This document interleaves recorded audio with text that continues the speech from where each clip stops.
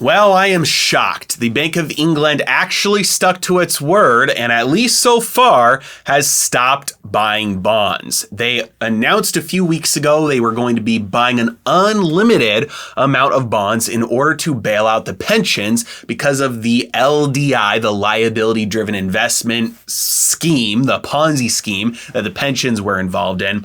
And they said you have until October 14th and then we are cutting you off. We're not going to buy anything beyond that. We'll buy as many as we need up until that point, and then we're going to stop. And I guess they did. So we'll see how long that lasts. But there's also a couple other things coming out of the UK right now, such as a massive U-turn in fiscal policy from Liz Truss. And so we're going to take a look at both those things to try and determine how long this might last and whether this unlimited QE might be coming back soon or later. Ready? Let's dive in.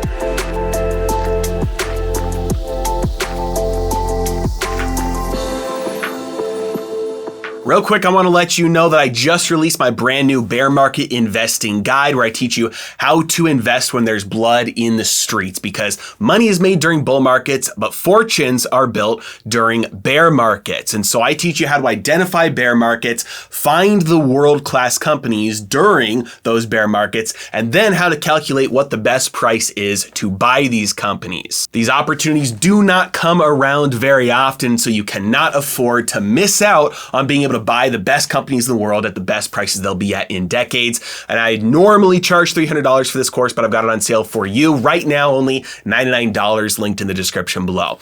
All right, if we take a look here, we can see that the Bank of England did in fact stop buying bonds. Andrew Bailey, the governor of the bank, said you have got to get this done. Basically saying, hey, we gave you a couple of weeks of unlimited bond buying for you to be able to get your stuff in order, and that's it. That's all you're going to have. And sure as he said, on October 15th, the bond buying did actually come to a close, but we're not out of the woods yet because it started pushing yields up higher with the 30-year bond closing Friday at 4.78%. Now, one of the things contributing to this whole thing blowing up in the first place was the new tax plan proposed by Liz Truss. And she basically said, hey, we're going to be cutting taxes, but we're going to be spending the same amount of money. And so basically they were saying, we're just going to borrow a lot more. Now, that's not exactly how this thing works. If you want to have a financially responsible budget, you can cut taxes to help your people out, but you also have to cut spending. You can't just make up the difference with borrowing, because if you do, then the cost of borrowing is going to go up.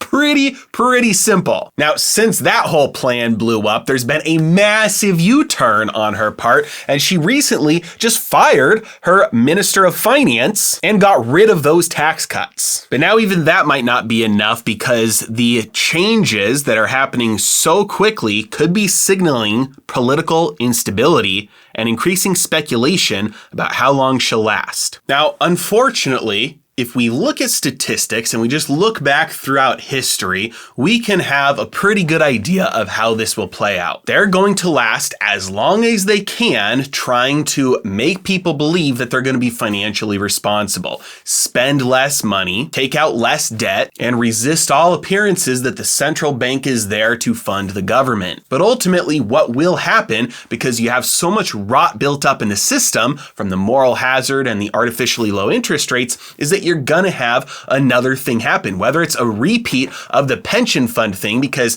a couple of weeks, maybe it wasn't enough time for them to get everything figured out, so maybe that gets worse and they have to start another bailout there, or maybe problems crop up from somewhere else. Either way, we know that the problems will eventually pop up, and eventually they'll get so painful or potentially painful that the central bank will step in again and bail the system out. And the reason why politicians usually choose that direction is simply because it is less painful short term, even though they're planting the seeds for more pain long term. It is more politically popular to do the thing that is less painful now. The only question that cannot be answered right now is how long it will last, because eventually the bill comes due, and it seems like it might be coming due right about now. As always, I really appreciate you guys. Thank you so much for watching. Have a great day.